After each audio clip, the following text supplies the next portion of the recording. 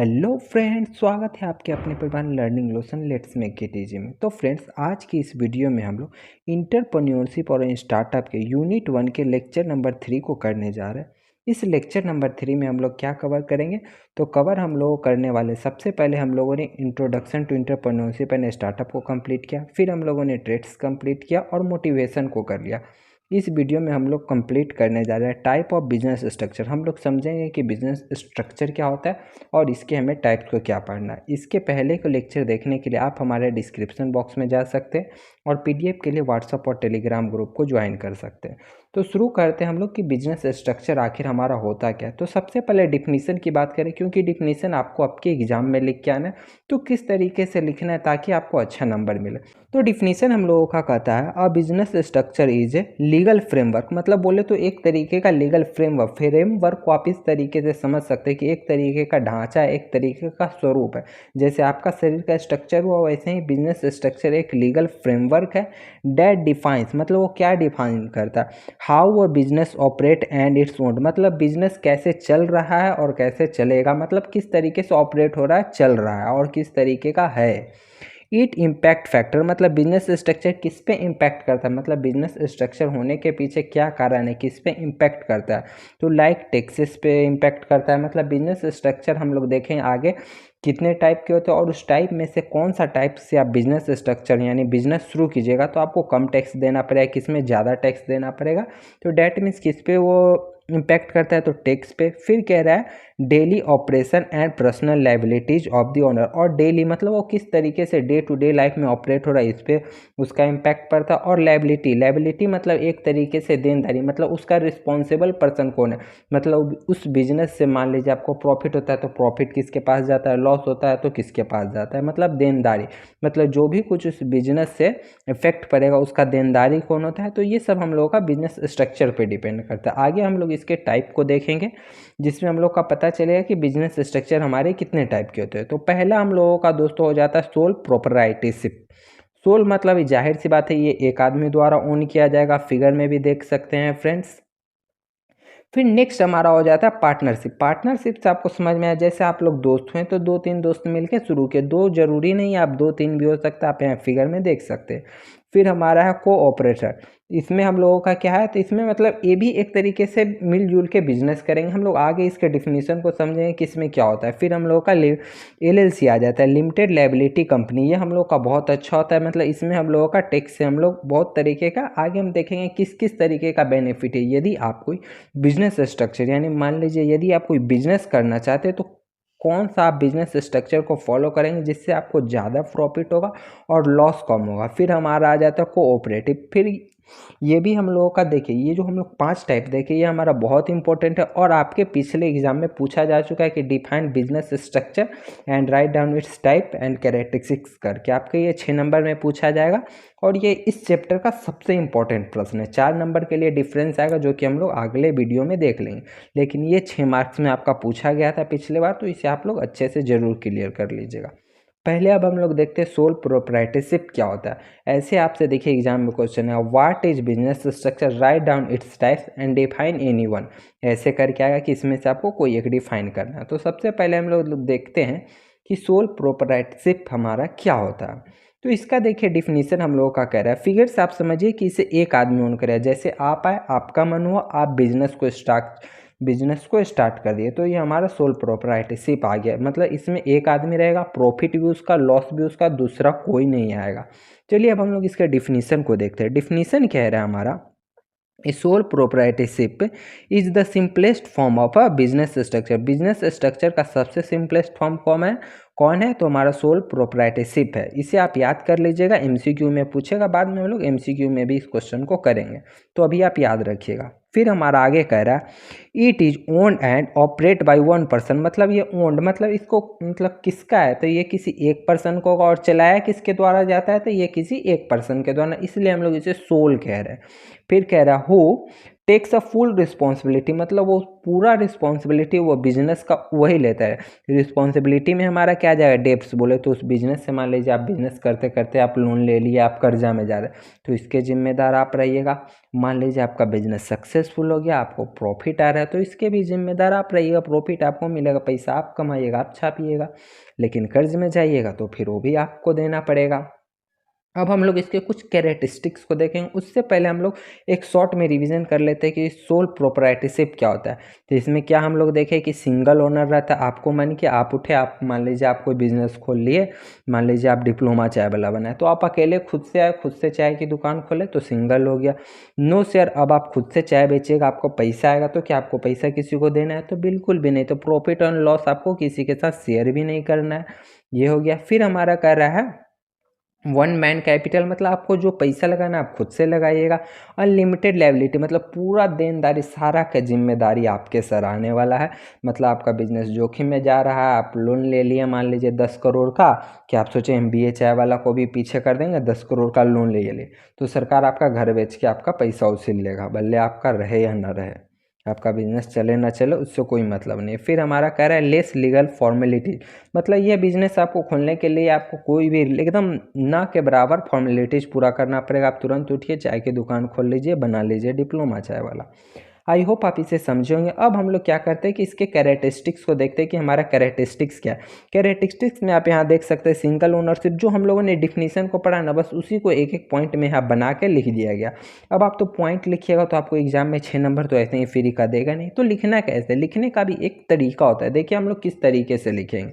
पहला हम लोगों का ओनरशिप, तो ओनरशिप अभी हम लोगों ने क्या पढ़ा कि ये सिंगल मैन के द्वारा ऑपरेट किया जाएगा, तो यही यहाँ पे लिखा गया ओन्ड बाई एंड मैनेज है, मतलब चलाया जाता है और मैनेज किया जाता है सिंगल और इंडिविजुअल पर्सन, मतलब कोई एक आदमी है उसको चलाएगा। लेबिलिटीज, लेबिलिटीज हम लोगों का क्या रहता है, तो अनलिमिटेड लेबिलिटीज, ये भी हम लोगों ने डिफिनीशन में पढ़ा। देखिए जो डिफिनीशन है वही हमारा कैरेक्टरिस्टिक्स आ रहा है। यदि आपको एग्जाम में मान लीजिए डिफिनीशन नहीं याद है तो कैरेक्टरिस्टिक्स और एडवांटेज यही सबको मिला के डिफिनीशन बना के लिख सकते हैं। ये इंजीनियर का काम होता है, आप लोग समझते होंगे। फिर हमारा करा पर्सन एसेट आर रिस्कफुल, मतलब लेबिलिटीज कहने का मतलब आप जो पैसा लगाएं उसके सारा जिम्मेदारी आपके ऊपर, जो कर्जा होगा भाई आप ही के ऊपर जाएगा। फिर हम लोगों का टैक्स कर रहा है। टैक्स में हमारा क्या लिखेंगे, तो business income pass through a owner person, मान लीजिए आपका बहुत पैसा छापने लगे, बहुत कमा रहे हैं, तो आप जो टैक्स भरिएगा वो पर्सनल अपना खुद से भरिएगा। मतलब टैक्स रिटर्न जो फाइल करिएगा अपना ओनर जो आप हैं, यानी हम मैं या फिर आपके कोई दोस्त ओन कर रहे हैं, तो वो टैक्स फिल करेंगे गवर्नमेंट को। फिर कह रहा है फॉर्मेशन क्या है, ईजी स्टेप है, मिनिमम लीगल फॉर्मेलिटीज, मतलब बोले तो लीगल फॉर्मेलिटीज बहुत मिनिमम है, ना के बराबर, आप इजिली इसे चला सकते हैं। फिर हमारा कह रहा है मैनेजमेंट में हम लोगों का क्या होगा, सोल डिसीजन, मतलब आपको डिसीजन लेने के लिए किसी से पूछना नहीं होगा कि आपको कितना चाय बनाना है कितना नहीं बनाना है, तो आप इसे खुद से डिफाइन कीजिएगा। आई होप कि आप सोल प्रोप्राइटरशिप अच्छे से समझ गए होंगे। अब हम लोग क्या करते हैं, इसके हम लोग एडवांटेज को देखते हैं कि सोल प्रोप्राइटरशिप, यदि आप सोलो बिजनेस कोई करना चाहते हैं तो इससे आपको क्या फ़ायदा हो। हर एक चीज़ के एडवांटेज और डिसएडवांटेज होते हैं, तो हम लोग इसको अभी एडवांटेज को देखेंगे, फिर इसके हम लोग डिसएडवांटेज को भी देखेंगे। पहला है इजी टू स्टार्ट, अभी हम लोगों ने डिफिनीशन में ही देखा था ना कि इसे हम लोग इजीली ऑपरेट कर सकते हैं। देखिए इसमें हमारा क्या कह रहा, तो easy to start, required minimal paper work, मतलब ज़्यादा आपको कागज़ लेखा जोखा करने का ज़रूरत नहीं है, और रेगुलेशन भी बहुत कम होता है, कोई ज़्यादा नियम नहीं आता है। अलाउंग टू क्विक लॉन्च, इसीलिए यानी कि आप जल्दी से आप इसे स्टार्ट कर सकते हैं। मान लीजिए कागज़ का काम होता, सरकार का काम होता, कहीं आपको जाना पड़ता तो ज़्यादा टाइम लगता ना। यानी देखिए जो डिफिनीशन है उसी से हमारा एडवांटेज की बन रहा है, तो इसे आप ध्यान रखिएगा। अगर अच्छे से आप उसके डिफिनीशन को समझ जाते हैं तो ये सब आप अपने एग्जाम में बना के लिख दीजिएगा।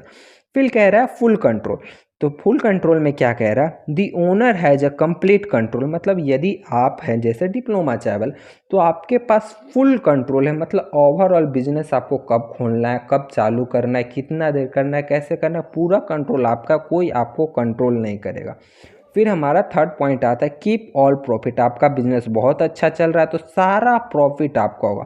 दी ओनर रिटेन्स, मतलब जितना आपके पास पैसा आएगा, all the business profit after a tax, मतलब कि टैक्स देने के बाद जितना पैसा होगा सब आपका, किसी को देने का कोई जरूर नहीं। सिंपलर टैक्स फिलिंग के लिए आपको ज़्यादा मेहनत नहीं करना, आप क्या करें, पर्सनल टैक्स को रिटर्न करिएगा। जैसा कि यहाँ आपको लिखा गया business income is reported on owner, मतलब जो बिजनेस का टैक्स आएगा वो आपके ऊपर आएगा। तो आप क्या कीजिएगा, सिंपली आप टैक्स को फाइल को रिटर्न कर दीजिएगा। तो ये इजी हो जाता है, आप इसे पढ़ लीजिएगा दोस्तों, जरूर पूछेगा एडवांटेज आपसे।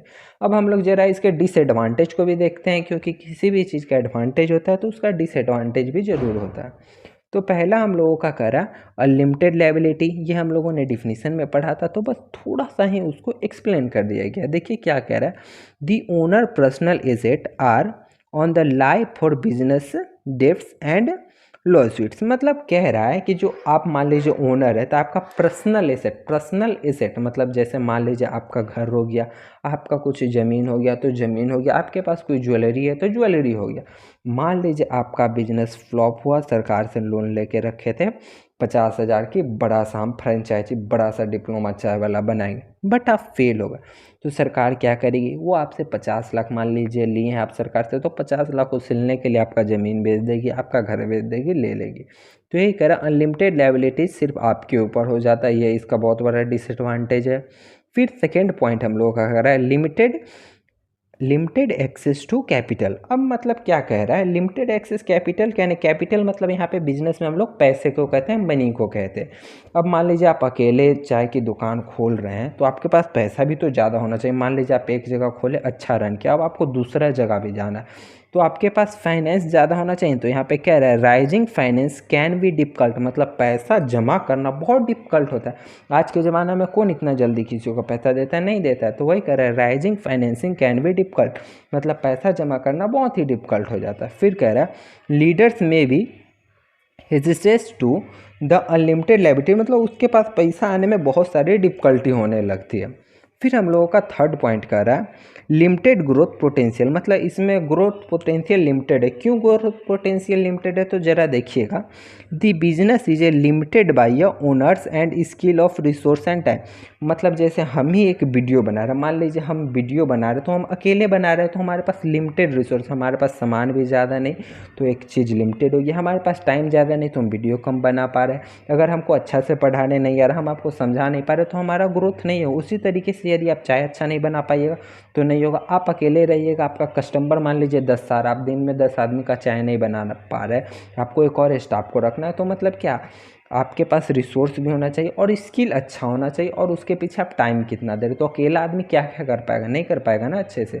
तो यही कह रहा है कि मतलब इसमें हम लोग का क्या होता है कि ग्रोथ लिमिटेड हो जाता है।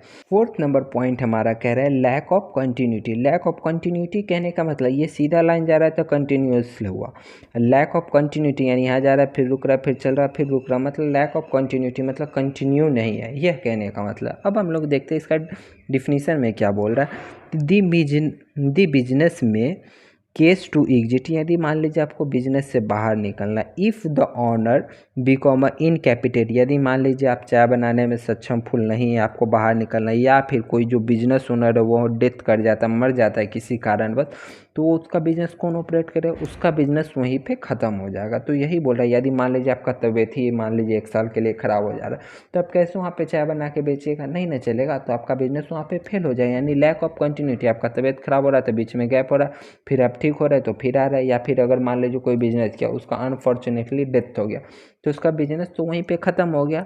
आई होप कि आप इन सभी पॉइंट को अच्छे से ज़रूर समझेंगे, पॉइंट को नोट डाउन कर लीजिएगा फ्रेंड्स। यहाँ पे मैंने आपको दोनों के डिफिनीशन और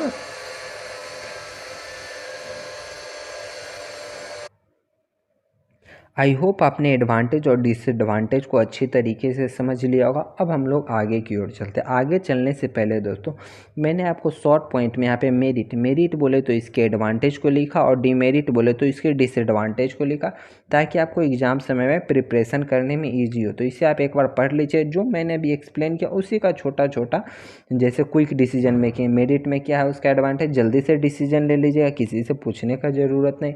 डिमेरिट में बोले तो लिमिटेड रिसोर्स, आपके पास ज़्यादा पैसा नहीं रहता। तो मैंने यहाँ पे पॉइंट वाइज लिख दिया ताकि आपको इजीली इसे समझ में आ जाए। अब हम लोग चलते हैं अपने नेक्स्ट टाइप। बोले तो नेक्स्ट टाइप पे चलने से पहले देख लेते हैं कि ये जो सोल प्रोप्राइटरशिप है ये किसके लिए सूटेबल है, क्या आपके लिए सूटेबल है या फिर किसी और के लिए सूटेबल है। तो देखिए कैसे पता चलता है ये सूटेबल किसके लिए। तो कह रहा है sole proprietorship are well suited, मतलब किसको सूट कर रहा है, फॉर स्मॉल, मान लीजिए किसी छोटा के लिए, या फिर ओनर ऑपरेटर बिजनेस, मतलब स्मॉल कोई आपको छोटा सा बिजनेस करना उसके लिए ठीक है, या फिर with low risk and limited capital, यदि आपके पास पैसा कम है तो आप खुद से स्टार्ट कर लीजिए, क्योंकि आप और आदमी को हायर करने के लिए, अपने साथ दूसरे आदमी को रखने के लिए आपको पैसा लगेगा। आपके पास पैसा नहीं है तो आप अकेले बिजनेस शुरू कर दीजिएगा, फिर जैसे जैसे पैसा आएगा फिर आप लोगों को लीजिए, फिर पार्टनरशिप कर लीजिए। एग्जाम्पल दे रहा है, देखिए अगर आपसे एग्जाम में सिर्फ डिफिनीसन पूछा जाए तो पहले जो मैंने डिफिनीसन बताया वो लिखिएगा और सेकेंड पॉइंट आपको यह लिखना है, तो इसे आप याद रखिएगा और एग्जाम्पल जरूर लिखिएगा। 1 नंबर आपको एग्जाम्पल का मिल जाएगा और 2 नंबर उसका, 1 नंबर इस पॉइंट का और 1 नंबर इस पॉइंट का, 4 नंबर आपका आ जाएगा सोल प्रोप्राइटरशिप में। तो एग्जाम्पल देखिए क्या कह रहा है, इंक्लूड अ कंसल्टेंट, आपको कोई कंसल्टेंट है, जैसे मान लीजिए किसी को कोई चीज़ बताना हुआ, किसी को ज्ञान देना हुआ, कंसल्टेंट किसी भी तरीके का हो सकता है, या फिर फ्रीलांसिंग, यदि अभी आजकल फ्रीलांसिंग बहुत चल रहा है, तो मान लीजिए आप फ्रीलांसिंग बन गए, आप अकेले हैं, किसी को पीपीटी बना के दे रहे हैं, किसी का बिजनेस, मान लीजिए किसी का इंस्टाग्राम आईडी हैंडल कर रहे हैं, तो ये सब फ्रीलांसिंग में आ गया। लोकल शॉप, और गाँव में आप कोई शॉप खोल लीजिए, मान लीजिए आप चाय की दुकान खोले, डिप्लोमा चाय वाला बना दिए, मतलब इस तरीके के छोटे जो बिजनेस आते हैं वो हम लोग का सोल प्रोप्राइटरशिप में आ जाता है। आप ध्यान से सोचिए कौन है जो एक आदमी उसको ओन कर रहा है, ऑपरेट कर रहा है, तो हमारा हो गया सोल प्रोप्राइटरशिप। आई होप कि आप इसे अच्छे से समझोगे। यदि इसमें कोई डाउट है तो आप कमेंट जरूर कीजिएगा। तब तक हम लोग चलते हैं अपने अगले बिजनेस स्ट्रक्चर पे। अगला बिजनेस स्ट्रक्चर हमारा क्या है, तो पार्टनरशिप। पार्टनरशिप से आप अच्छी तरीके वाकिफ होंगे। तो फ्रेंड्स इस वीडियो के लिए हम लोग इतना ही रहने देते हैं। अगली वीडियो में हम लोग पार्टनरशिप को देखेंगे, पार्टनरशिप क्या होता है। इस वीडियो में हम लोगों ने सोल प्रोप्राइटरशिप के एडवांटेज, डिसएडवांटेज, कैरेक्टरिस्टिक्स और डिफिनीशन के बारे में देखा। यदि कोई डाउट होगा तो आप लोग कमेंट जरूर कीजिएगा और हमारे टेलीग्राम या फिर व्हाट्सएप ग्रुप से जुड़ जाए, वहाँ से आप इसके पीडीएफ को ले सकते हैं। और दोस्तों हमारे साथ बने रहने के लिए आपका बहुत बहुत धन्यवाद। मिलते हैं फिर हम लोग जल्दी ही अगली वीडियो में। Thank you.